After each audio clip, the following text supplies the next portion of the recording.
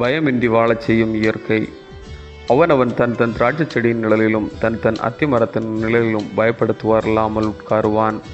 சேனைகளுடைய கர்த்தரின் வாய் இதை சொல்லிற்று. மீகா 4:4. இயற்கை என்பது இப்பூமியின் அனைத்து உயிரினங்களையும் உள்ளடக்கிய ஓர் சொல்லாட்சி. கடவுள் தம் படைப்பினை விடுதலை செயல்பாட்டுக்காக பயன்படுத்துபவர். இயற்கைக்கு எதிராக பயன்படுத்துபவர் அல்ல. எனவே இயற்கை அழிவுகளை கடவுளுடைய தண்டனை கருவிகளாக ஏற்றுக்கொள்ள முடியாது. ஒரு இனத்தை அழிக்க இன்னொரு உயிரினத்தை பயன்படுத்துபவர் அல்ல. மீகா 4:1-4 வரை உள்ள பகுதியில் போருக்கும் அழிவுக்கும் பயன்படுத்தப்படும் கருவிகள் மீண்டும் படைப்பிற்கான கருவிகளாக மாற்றப்பட வேண்டும் என்ற கடவுளின் விருப்பம் தெரிவிக்கப்பட்டுள்ளது.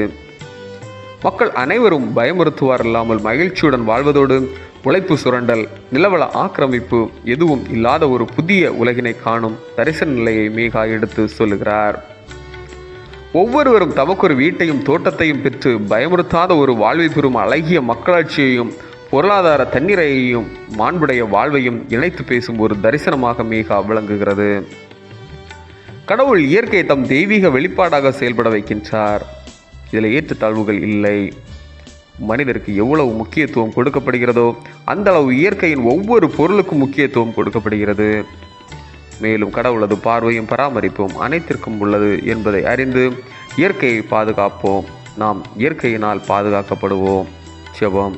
இயற்கையின் வழியாக பயமின்றி வாழ அருள் வழங்கும் இறைவா, இயற்கையை சரியாக பயன்படுத்தி மகிழ்வுடன் வாழ்ந்திட அருள் புரியும். ஆமென். இந்த நாள் உங்களுக்கு இனிய நாளாக மலரட்டும்.